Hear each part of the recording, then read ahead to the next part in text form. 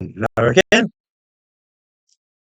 When Tommy Robinson was stopped while leaving the country via the Channel Tunnel last summer, the prosecuting counsel at his trial today said that Robinson told the officer he was driving to Benidorm, and the officer was also aware of the activist's notoriety.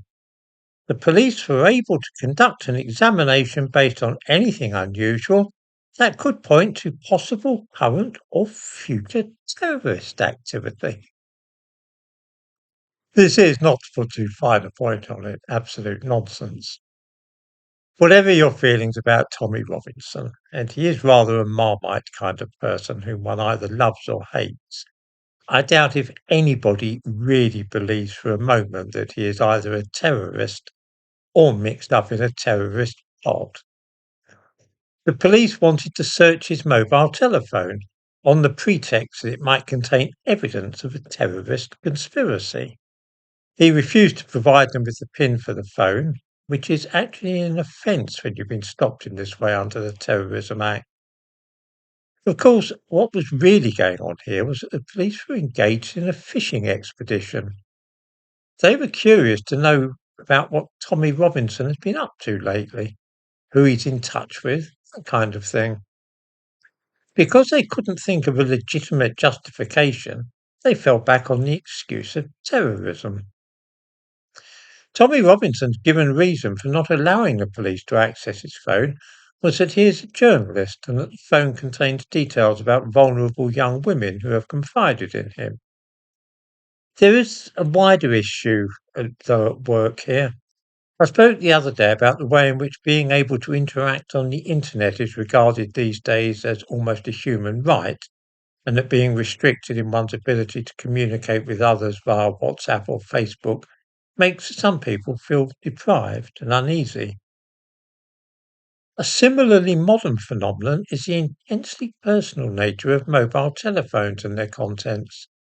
Most husbands and wives realise that their partner's mobile is off limits, and if a husband found his wife browsing through his mobile, most men would be put out or annoyed.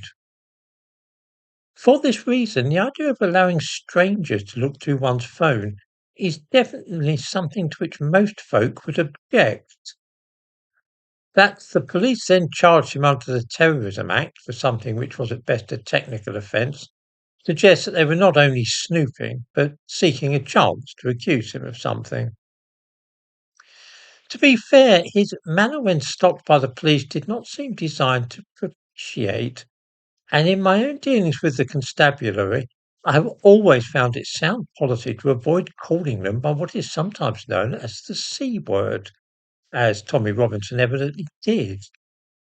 The police have so many different ways of making your life a burden if they are in the mood, that this is seldom a wise course of action. Of course, another criminal charge was laid against the fellow earlier this year, that of harassing a journalist working for the Daily Mail. The establishment, as represented by the police, do rather seem to have it in for Tommy Robinson.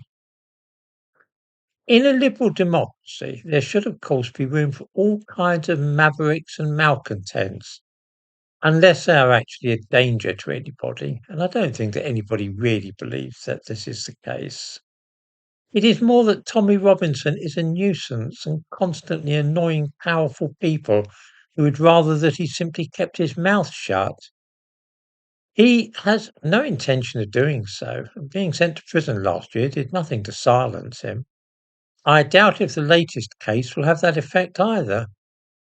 When he said today that he was on trial for being Tommy Robinson rather than because he is a terrorist, he was almost certainly right.